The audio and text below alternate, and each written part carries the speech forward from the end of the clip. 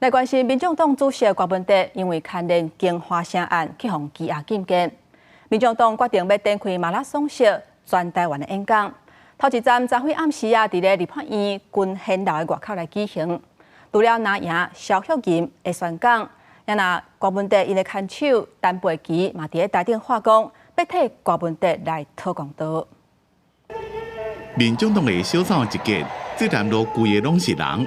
主办单位伫昨晚7点话讲，人已经超过上万，支持者情绪激动，拢是要来声援民众党主席郭文哲。程序要正义，司法要公平。小草听民众党的第一场全国开讲，前总统马英九基金会执行长萧淑琴也用实际行动支持到现场开讲，伊也感觉真意外，伊是哪兄唯一到场的来宾。真的吗？怎么会这样子呢？我们不是在要合作吗？怎么会只有我过来？今天我们要声援的不是柯文哲个人，我想在野党一定要团结，不然的话一定就会被各个击破。现场也公布一段还未被公开的影片，郭文哲以另类的方式出现，是伫咧5公前去北检进前落后支持者的一段话。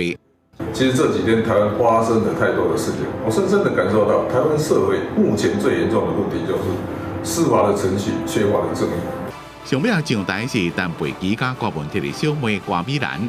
陈培基目屎敢的讲，33年来第一遍唔知影因翁困了有好无，伊也澄清被搜查迄天为什么郭文哲无遂开门。请问这种市长做事的一个态度，他会去图利什么人？他会去贪污什么样的钱财吗？从旅馆回去的时候，我发觉他在面什么证？他在厕所里面洗澡大号。